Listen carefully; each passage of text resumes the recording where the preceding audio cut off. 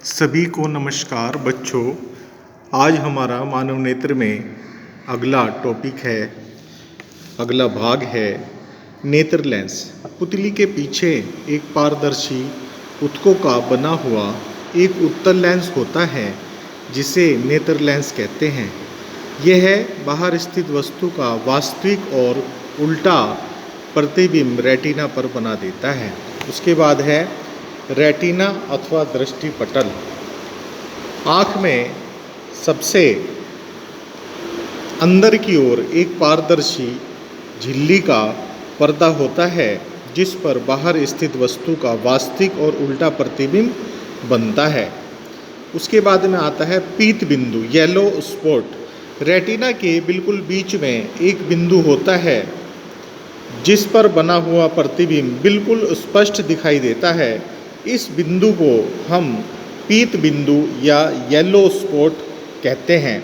उसके बाद में आता है अंध बिंदु या ब्लाइंड स्पॉट। आँख के जिस स्थान को छेद करके प्रकाश तंत्रिकाएँ, नर्व्स मस्तिष्क को जाती हैं, उस बिंदु को अंध बिंदु कहते हैं।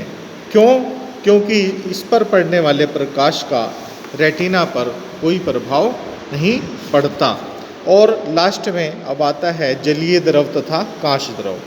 कॉर्निया तथा नेत्र लेंस के बीच में एक जल के समान पारदर्शी द्रव भरा होता है जिसे जलीय द्रव कहते हैं। इसी प्रकार लेंस तथा रेटिना के बीच में एक अन्य पारदर्शी द्रव भरा होता है जिसे कांच द्रव कहते हैं। ये दोनों द्रव क्या करते हैं? ये दोनों द्रव प्रकाश के अपवर्तन में लेंस की सहायता करते हैं।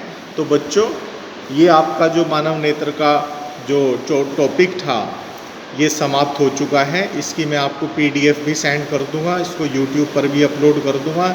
इसको आप अपनी कॉपी में साफ साफ राइटिंग में उतार लेंगे। इसका प्रश्न जो बोर्ड में आता है वह इस प्रकार से आता है कि मानव नेत्र का सचित्र वर्णन कीजिए। तो ये मैं सारी चीज़ें आपको सेंड कर चुका हूँ। फिर भी कोई आपको लगता है कि कोई चीज़ समझ में नहीं आई या उसमें कोई समस्या है तो आप मुझसे डिस्कस कर सकते हैं। सभी का धन्यवाद।